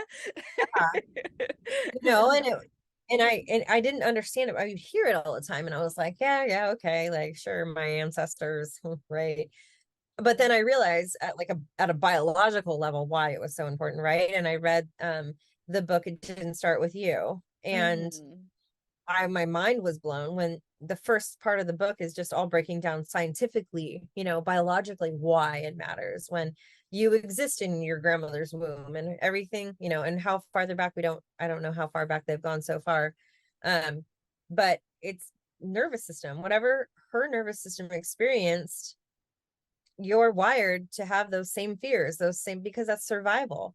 Yeah. Right. And so for her, I was like, this feels old. And that was just my own knowing and my own intuition. But I was like, so when you're doing it, you have a ton of grace with yourself, because if you're choosing to dive into this work, like you're clearing it backwards and forwards. Your kids don't necessarily have to go through the same stuff. And I don't know how that works, because I can see the shift in my older son, and it's not because I've told him, you know what I mean? It's work that I've done, and it feels like so that's the piece I don't understand. I could understand if I was like having another child and, and it clears that way, but I don't know. So I don't know that part. I wonder if I saw this I saw this TikTok the other day, and this lady was talking about like intergenerational healing, and she had grown up being taught to be like afraid of God, I guess, and the consequences, like because there was a lot of fear around it. And she was kind of saying, like, is my healing work working? Like, am I healing things for my children? And then she's like, and then I stop and think, and I realize that my children don't have any fear of God and what they might be punished for. And she's like, so it is working. I am doing the healing work. So, and I guess that shows up in the way that we show up and the conversations that we have and the energy that we bring. So maybe that's how, like, even though he's not in the womb, it's changed your ways of being, which then affect him. I wonder. Yeah. Well, I've witnessed him in relationships, with his dad and with even a girl he was seeing, and I hear the things he's saying. I'm like, he even said, I'm more emotionally intelligent than other kids my age, right? And I'm like, okay, most grown men don't even know what emotionally, I don't even know where you got that, but like, what the answer was yes. Yeah. Partially too, he does a lot of videoing for me in my mirror sessions and stuff, so like he secondhand gets to witness people sharing these big things and having the space held for them and the permission and the, so like I never have to lecture him about this stuff, because I feel like it's just like as a byproduct, he's being paid to be there, but he's also absorbing it as well. But my daughter the other day, she's like to me, because she's 14 and like lots of her peers are like getting into having like their first relationships and all that sort of stuff, and she's like, I'm not going to have a boyfriend or girlfriend you know, a relationship until I've worked on healing parts of myself, because I know that I'll just attract in like the relationship that I have with my dad. And I was like, I wish that I knew that when I was 14. Like, that would have saved me a lot of heartache, but also thankful because I have her. But I was like, whoa, this is cool. I'm like, I feel like I just figured that out like 3 years ago. Like, good for her. Yeah. But I think that is the value in doing the work. And when it feels really heavy, if you look at the big picture and go, it is more than just me. You know what I mean? It's more, I'm doing this for my children as well, and for their children. And then thinking about how impactful that actually is, then you can go, yeah, like this is a big deal. Like this is really hard, but I'm Yeah. gonna do this. And you're the one that chose to do it. You know what I mean? You signed up for this. You're having these really big experiences, and it feels like really difficult to work through. Like you're choosing to do it. Like that's like a big deal. So let it be a big deal. Like celebrate the fact that, wow, good for me for actually being the one that's going to step up and hold boundaries around abusive relationships, or, you know, hold boundaries around like what I will and will not desert or accept. It's a big deal. It should be hard. You know what I mean? Yes, that's right.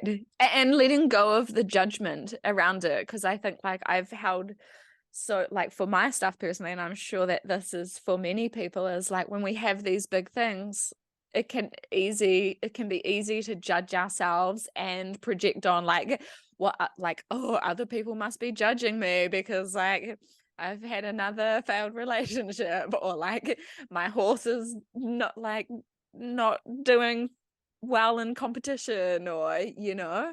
So letting go of that judgment and, like you say, kind of celebrating it and being like, yes, go me doing the healing of the big things. Yeah, no one else before me did it, so here I am. I'll do it. Yeah, okay. It's I don't think I've talked about this in the podcast yet. We did a podcast for another podcast around this topic, but one thing that I was experiencing, like with the intergenerational healing, like I am of Māori ancestry, so our Indigenous people of New Zealand. And a few years back, I was with my friend Jane, Jane Pike, who is just wonderful and a great space holder. And I was saying to her, like, how when I am in situations with other equine professionals who are white men, I get this sensation of being small and dirty, like grubby. And I was like, I don't know where this is coming from, but like it's a thing and it feels uncomfortable. And so we chatted about it, and then it kind of just like went out of my brain space, but it would come up every now and again, like when I was in those sort of environments. And I thought, like, initially, maybe it's just like me feeling like, oh, here's little old me, like much younger than a lot of these people, like a bit of an imposter syndrome sort of thing, which I guess is part of it. But then it wasn't until this year when I started to do like more healing in the intergenerational side of things, and kind of going like, why do we have such a big disconnection to my Māori culture and ancestry? And I was like looking at some of our whakapapa, which is like our ancestors and where we came from, and I was like, wow, like we have quite a strong Māori culture. Like some of my great grandfathers were quite like notable people, and so I was like, where has this disconnect come from? Like, why can't I even speak our language, Te Reo Māori? And then I got this tattoo on my chest, which is a tāmoko, and it's one that myself and quite a few of my cousins have, and it's kind of to give honor to my cousin Luke, who was killed in Afghanistan. And I was talking to his mum while I was there getting it done, and saying like, where's this connection gone? What's happened? And she was talking to me about like what happened in my nana's generation, what she experienced of like they weren't allowed to speak their language. They were beaten. They'd have to put their fingers on the school desks and have their fingers whacked. They were separated out into different classrooms. And so like lots of the stories are really horrific. And so I was like, well, geez, no wonder why there's this disconnection. No wonder why I get this sensation in my body of being small and grubby, dirty, even though like I haven't ever really experienced that. It's that intergenerational thing that's passed down. So I've done some really beautiful healing around that, and just like the freeing feeling and the openness that it's created is so cool. And I know that now like I'm bringing in some of our Māori culture into my teaching in my clinics, and I'm so excited for that. And now like it's like this open feeling, and like I keep getting all these people connecting with me and all these cool things coming in, whereas before there was like this resistance around it and kind of like a rejecting and pushing away. And so I'm like, that can only be a good thing for my work with horses too. Yeah. So Yeah. I think once people can understand, because it's like so common where they're like, oh, there's no reason why I should feel this way.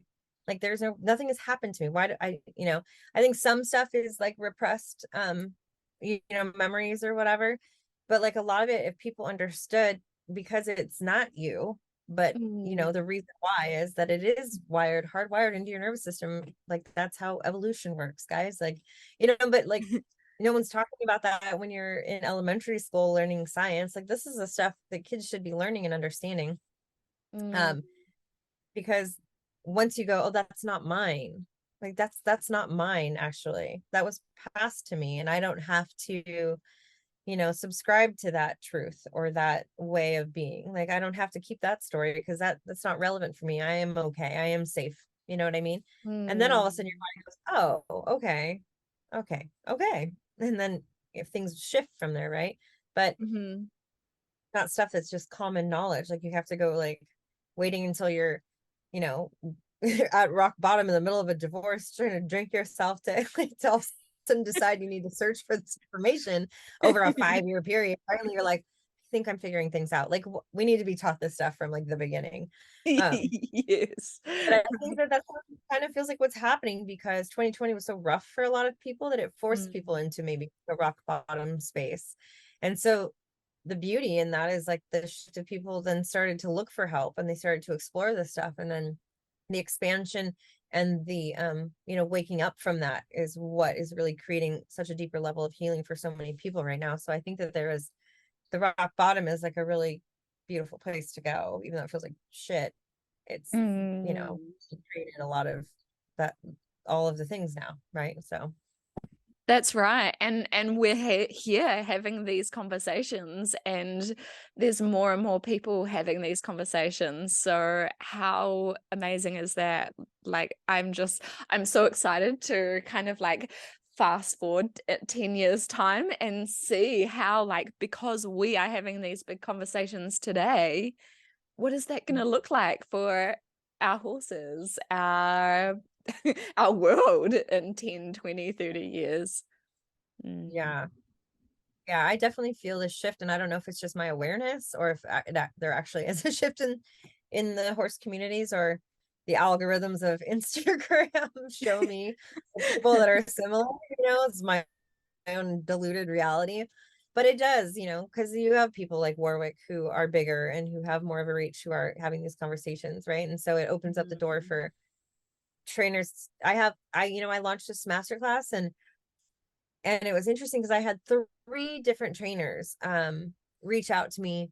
2 of them didn't want to join the masterclass because they didn't want people to get worried that they were going to change. And I was like, like part of it is going, hey, I'm diving into this. And I do remember it being really uncomfortable for me, where I had to like stop taking horses in training because I didn't know how to stop doing it the way I was doing it and then start doing it different. And so I kept like 2 or 3 clients who were very, whatever, we trust you. And so I could start to experiment on, integrating new things. But it's really scary for trainers that are training the way they've trained, and they have horses that are going to shows, and their clients expect a certain thing for them to go like, I don't want to do this anymore.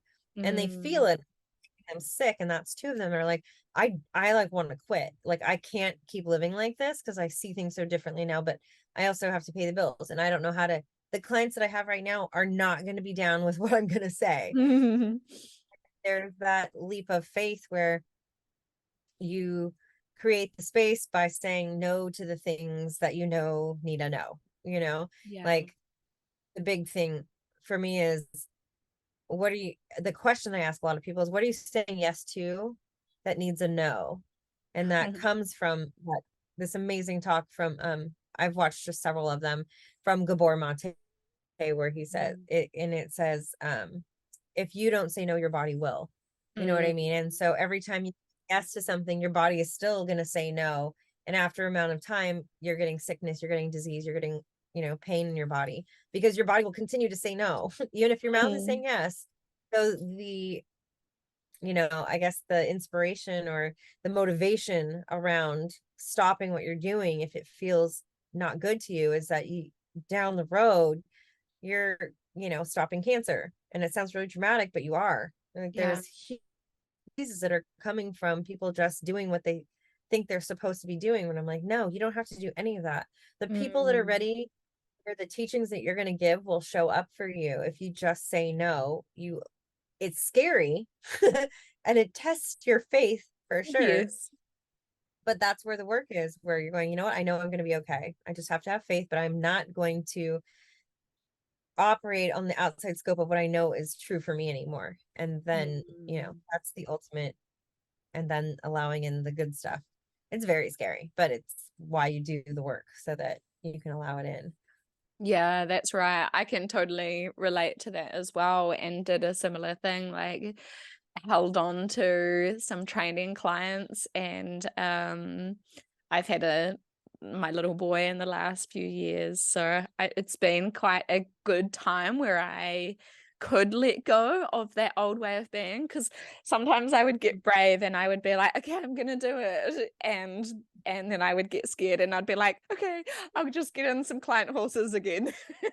And so Yeah. I think I do that for sure. That wave of, I tell people, I'm not taking training horses anymore, and then all of a sudden, next thing I'm like, okay, but they were an old client from a long time ago and they really need help, and I'm like, am I doing that because of that, or am I doing it because, like, there's still just this little strand of fear of, if I let go all the way, you know what I mean? I still have 2 training horses right now. Okay, I got 2 training horses right now.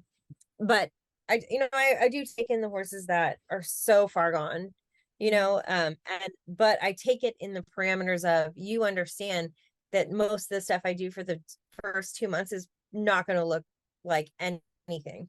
And I'm going to charge you twice as much as other trainers charge in the area.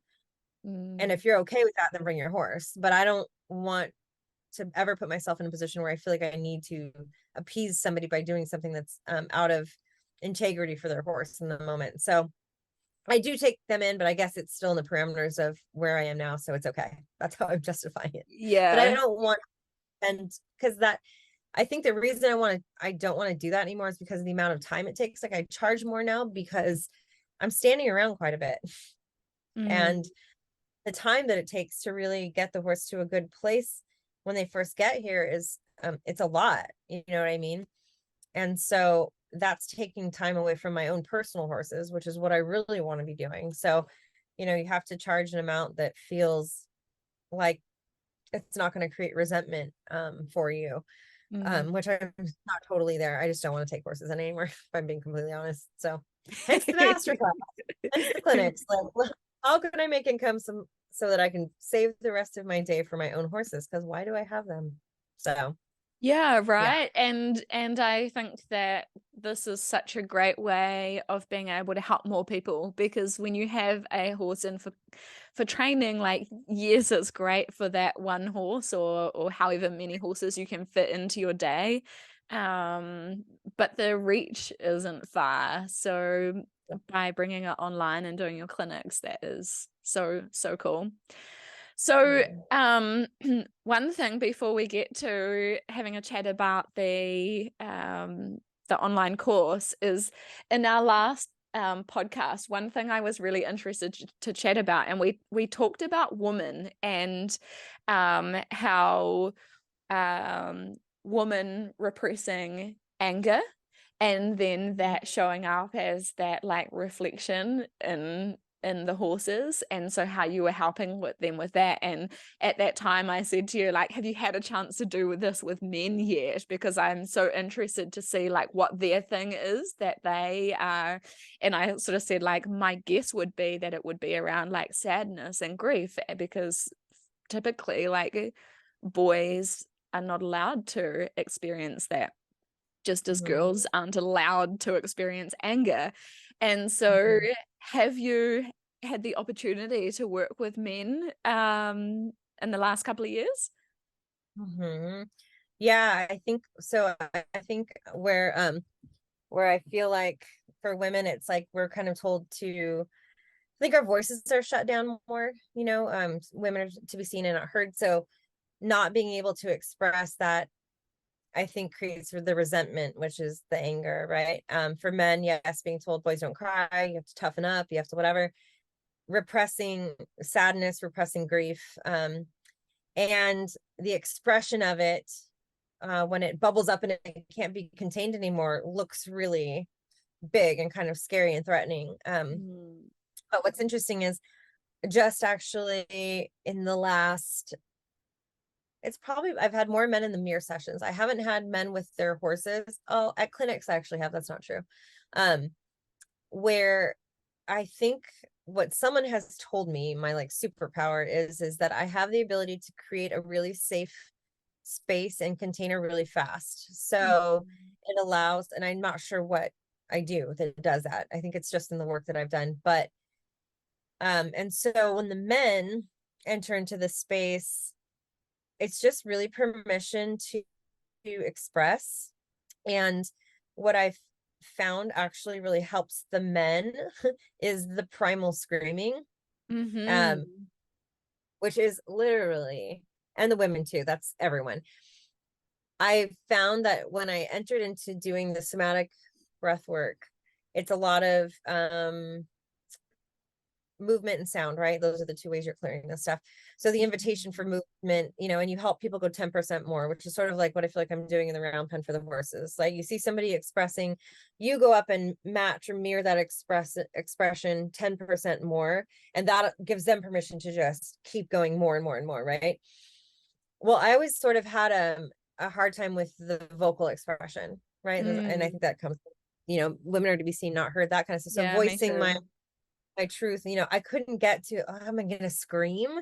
Like I go, if one of my clients is screaming in breathwork, it felt like it was gonna be very triggering for me. I hadn't experienced it yet, but I could feel myself like, what do I do? Mm. So it was like, how do I get there? How do I release this part? Like aside from just yelling, I feel like anyone, I've yelled in my car, I've yelled in my house, like it's still there. Huge thing that I found is it's great to do the work on your own. It's great to do the work, one-on-one with a coach even, but something really powerful happens in a group and it's being witnessed and Mm. having, and so when I think about these groups and the men coming in, interestingly enough, the last mirror session I had 3 men, and usually the women cry immediately. I don't think any of the women cried and the men did. And I even Mm. had one guy he had his journal with him because I have everyone journal, and he was like, I'd like to read something that I wrote like a few days ago. And it was just such an incredibly powerful thing for the women to be able to witness a man in his like masculinity in like such a health, like just the expression, right? Like Yeah. it wasn't, but it was still strong and it was still, like from his truth. Mm. And it was like, and I wanted to share this. And the poem itself was just freaking incredible. Um, but it came from being able to just express, permission to express for everyone on every level. And I was like, we're gonna yell. What I know why this piece opened up for me finally. And it was I met this woman who created this thing called the class, and I had joined the online portion of it.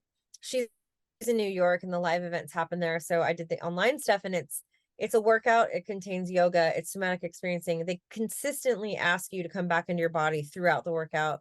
There's breath work. There's moments of stillness. It's got this huge library of everything that you could ever. It's like a spiritual experience. Cool. And I had I've been doing them at home, and they had a live event here in San Francisco. And so I grabbed my friend Mandy and I was like, let go to this thing with me. And she'd never done a single of the class before. So she's just in yes mode this year. So she said yes, and we went. And the experience of just the music was really loud, the energy was up, and we were doing burpees. We did burpees for freaking like 6 minutes. If she would have said, we're going to do burpees for 6 minutes, guaranteed everyone would have been in their head, there's no freaking way. She didn't say that.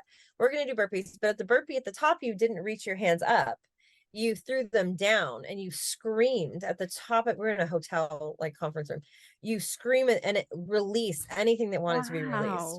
So if you have a group of, there was 30, 40 people there, maybe men, women, everything. Every time it was very rhythmic and it was like slow. And then when you stand up, it was like, I don't know what happened between that class and then a breathwork session that I had done, which I felt things clear. She had a didgeridoo with her. I don't know what that thing did, but I went into that breathwork class very intentional, and I had maternal stuff. Like I was like, I'm done. We're closing this loop. I brought both my grandma's rings. Like I went in with all the grandmas, like, we are done with this shit. It's not safe to be a woman thing running, so between those two things, I feel like something unlocked. And so when I did this mirror session, I had the music on and I was like, we're all doing this together. You can only really hear yourself scream. So it feels like you're the only one. But it was so interesting because we did it probably 5 or 6 times. And by the 6th time, I had a client here. She was traveling from out of state and her husband was with her. And she was like, I literally made a sound that I didn't even know could come out of my body. But that stuff feels like deep grief usually, when it's just like that deep, like letting it release. And for him, and all that was needed was, I haven't been to a concert in a long time, and you yell like that. But when you're intentional and you go, this is what I'm doing right now. I am releasing this grief. I'm letting this go, the heaviness of it. It can come and go, and I can acknowledge the memories and the love, but it doesn't need to sit in my body and weigh me down anymore. When you're intentional and then do the release that wants to come through, and then you're witnessed by other people doing it, I think the level of healing that you get from that is like exponential. And I think that there's power in that. And, no one looked at those men and went, wow, that man is really weak because he's hurt or he's grieving or he's sad. And they got to experiencing these things, and no one looking at them like, wow, like no one thought it was weird. Everyone was just like, oh my God, they were so celebrated. Yeah, there's only love, huh? Yeah, and it didn't even need to be anything anyone said. It was just, you can feel it. Like everyone was just like, dang, like, thank you for that. Right. And you're rewriting these stories and these new neural pathways. So what is it to be vulnerable? It's safe to be vulnerable. Like nothing can stop you if you can go there. You know what I mean? So that was a huge shift I saw. Yeah, definitely. Thank you for sharing that. I'm like, my eyes are a bit leaky. It's interesting with the primal screaming because my sister, like, for the last, like, okay, let's say maybe like 5 or so years, she said to me, like, just have a scream. And I'd be like, no, like, no, I can't do that. And she's like, it's great, just do it. And I was like, And it wasn't until last year when I went on this woman's walk. It's called a hikoi. And we went up to this like really big waterfall. And so we all met like at the bottom of this mountain, let's say, these ranges, early in the morning, like still dark. And so we got together and like they took us through breathwork sessions and did karakia, which is prayer, And so like setting our intentions and everything. And then we started to go up into the bush to ascend up to the top of this waterfall. And at like different spots along the way, we'd stop and do different exercises. And Mhm. it was just amazing. Like, and then when we got to the very top, we did, I forget the type of breath work it's called, but like I got the claw hands going on, and so like people are like screaming, crying, like so intense, but so freeing, and just like the most powerful experience. And then on the way back down from the ranges and the waterfall, we stopped at like this lookout spot, and it's so cool because like it's just like you're up so high and then you can just see for miles, and everyone sort of like stood on the edge of the hill, and it was optional, like everything in it you could choose to take part in or not. And I didn't do the primal screaming. I was like, now I wish and I'd never experienced that before. And I've always felt, and I can remember like right back in high school, like, you know, when everyone has to like sing the songs and all that sort of stuff, like at school when you're growing up. And I would always feel this restriction in my chest and throat. And so same thing, like when it came to doing the primal screaming, and some of them, like, yeah, there were quite a few that did it, and it was, even just to witness it, it was powerful. Right. But I wasn't there yet. So I didn't do it. And then it wasn't until uh at the very end of last year, and I was going through a breakup, and I had just got all of my belongings out of the house and moved out. And like I could just feel like, you know, being a mum and you're like holding everything together, you got to do the things, you got to take action. And so I could just feel like I had everything just under the surface, and I had everything in the car. And so I was like, I need to do it. I need to do the primal scream thing. So I pulled over and I was just like, I did it. And it felt so good. And same thing, like same with your client saying like, I didn't even know that I had that in me. And then it just like released all this emotion, and then I could carry on, and then I could do the things. But I think like if I hadn't have taken that moment to let that big stuff pass through me, I would have probably like taken that through, and it would have come out in how I responded to my kids, and how I responded to my environment, my horses. It probably would have come out in sickness. And so yeah, it's so Yeah. powerful. So now my next step is to Yeah. do it in the group. Yeah. It is. I mean, it's, and for me as the facilitator, I was like, I have to be the one to show up. You know what I mean? I have to raise everyone 10%. Like, like, and I'm like, I just started this, you know, but I knew it needed to happen. And Yeah. so it's, yeah, it's not easy. And it's interesting that it's not easy. But it's like such a, it's such a powerful practice to take yourself out of that like comfort zone, and like trusting your body intrinsically to do what it needs to do. Like if you're feeling the urge to do something like that, it's because your body knows it's what it needs. You know what I mean?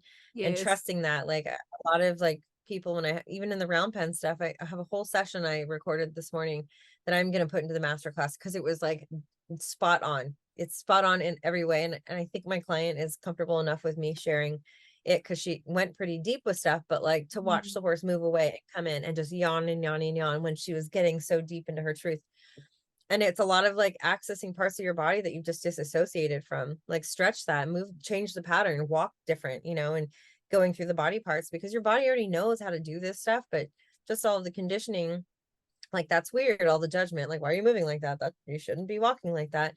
You start to shut that stuff down, and eventually you're like, I don't know why my body hurts so bad, and you're like, well, regaining access, you know.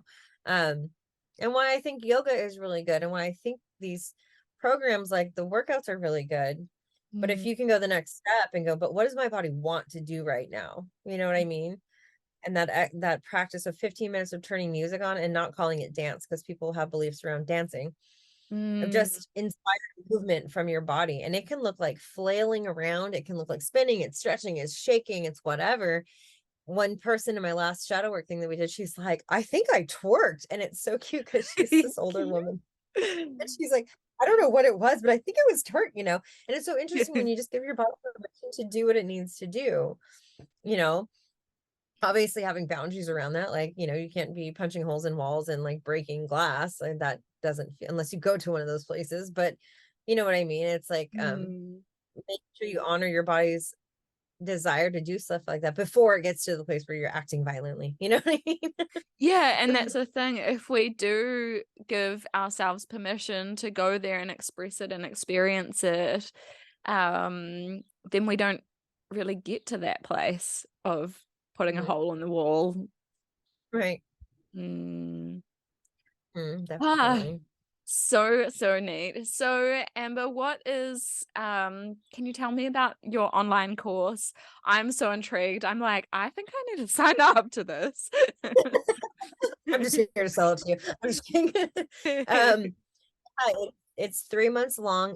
Each level is 3 months long, and I'll probably run the levels congruently after it gets going, so that if someone wants to do it, they can hop back on the level one again. You Mm. get, it's 3 months, and the videos that are in there pre-recorded, you know, firstly sort of take you through the understanding of, you know, how your mind and body are connected. We do 2 coaching calls a month. The first month is really just the shadow work process. So you're supported going through it. But you each week unlocks, and so you go to the next phase, and then we can process it all on the calls. And so that's basically the first month. The second month is, and now then pulling and then integrating into connecting with your horse without contact, but integrating everything you've learned from the shadow work. So there's a bunch of different trainers that are going to have contributed and are going to contribute. And I think I'm going to continue adding to it, this library of different ways that you can connect with your horse without actually having contact with them. And so you're pulling through the understanding yourself, and then just witnessing what happens when I connect with myself and how it affects my horse, knowing that at a foundational level, everything you do from that place is going to be much easier. And then the coaching, there's one coaching call, and then the second call is either a breath work or a meditation that I'm going to do with everybody. And then the second part of that particular call, we can go deeper, ask questions if someone's stuck on anything, you know. So we're going to save that second part of that call for that. And then the third portion is sort of going into, then you're going to have these connection exercises with contact. So it's basically just preparing you to do the actual groundwork that'll happen in the level 2 course. But I really wanted people to stay in the like out of the groundwork first, like get into this place where a million different ways to connect with yourself and then with your horse, because that's where all the holes end up being anyways. And I was like, I'm not going to let anyone do the groundwork until they do this part. Mm. So yeah, that's sort of at a broad spectrum what it looks like. There is the deep reflection circle, which is an inner circle. I think I only have one spot left in that, where there's an additional call a month that we can go like really one-on-one and specific with people's stuff. And then we have special guest, Shaylee Evans, who's a really amazing animal communicator. She's going to do a call with that group, and then you get to talk one-on-one with her and ask her. She's amazing. And her stories about themes with the things that bother horses, you know what I mean? Things that you wouldn't think of, and how she connects and teaches. She also has a course in animal communication. So we all know we can all do that, right? It's really about same processes, connecting deeper with yourself so you can actually pick up on the energy that you're getting. But her kind of taking us through those processes of how, you know, so it's basically just really, it's about cultivating connection with yourself, so you, and then with your horse, you know, in a million different.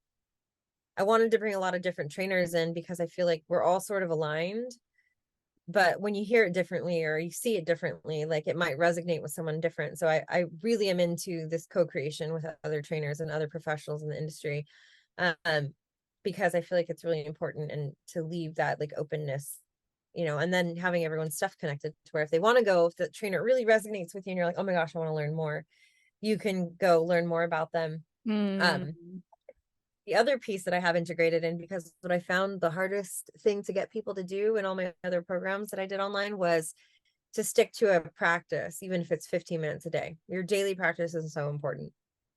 So I collected a lot of different modalities of doing that. So my Pilates instructor put together 2 different videos. One is 15 minutes, one is 45 minutes in the library. You can try that. Stretching and strength training, all centered around riding.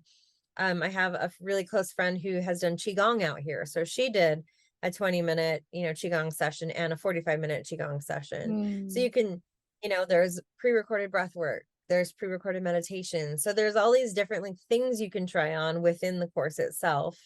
Same thing, if something resonates, you can go to their link and you can sign up for their stuff. I really want to try to talk to Taryn about getting one of the class, one of those videos put in there, because that's been probably impactful for me and the most fun. So I'm going to see if I can swing that. I don't know how to do that, but maybe I will. I'll manifest that. It'll happen. Yeah. So Yeah. That'll Put be it in there. out there. But so it's sort of all of this, right? And throughout all the processes, there's prompted journaling that is in there now, but I'm sure things will shift as we feel into the theme of what the group has going, to kind of keep the momentum going, right? And the accountability is such a big part, because I feel like having the live calls for me is better than just having the course put out there, because I feel like for me that doesn't keep me engaged, but knowing I'm going to show up and knowing that I have these people that are there to support me and get that deeper coaching, like that felt really important. So that's why I wanted to do it that way. It's the connection and community. Yeah, the community is huge.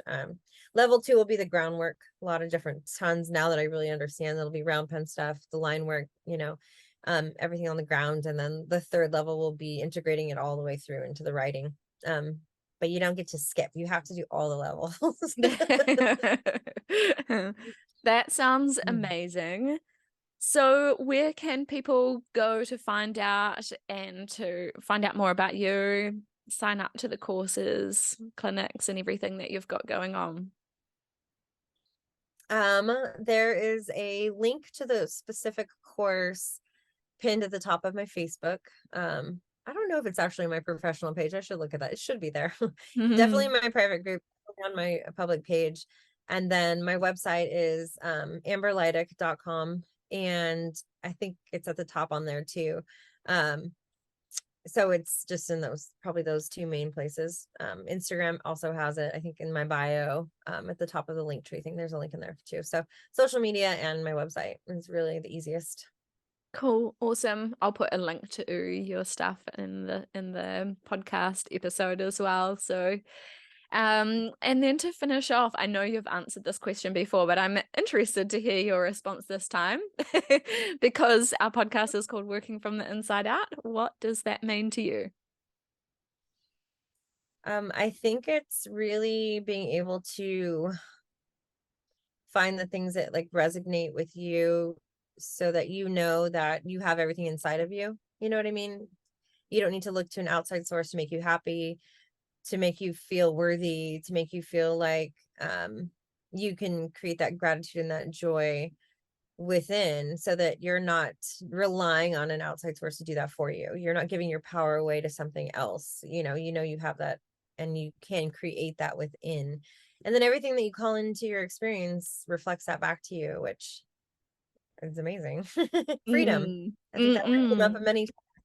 Freedom to be able to know that you don't need to rely on that stuff. And that sounds fun there as well. Like you can just experience it. Yeah. And you hear so much people talk about, I want to have control. I want to have control. When that you can look at that as control. The only thing you can really control is your responses to that stuff. So if at a deep level that you have control over how you feel and how your perspective sees things, then you get to serve that need in a way that's so cool. Well, thank you so much for coming on the podcast. I could talk and talk and talk, which I think we've done a pretty good job of. I know. Yeah, thank you so much for being on. I was so excited to reconnect with you. Just watching the stuff that you're posting, I was like, oh my gosh, if we lived near each other, we would totally be doing live clinics together. I Um, know, right? Well, maybe so we can do that in the future. You need a trip to New Zealand, right? yeah, I do actually. I haven't traveled in a long time, so next year might be time. Yeah, there we go. Well, thank you for being on. Thank you for having me. It was so good to talk to you.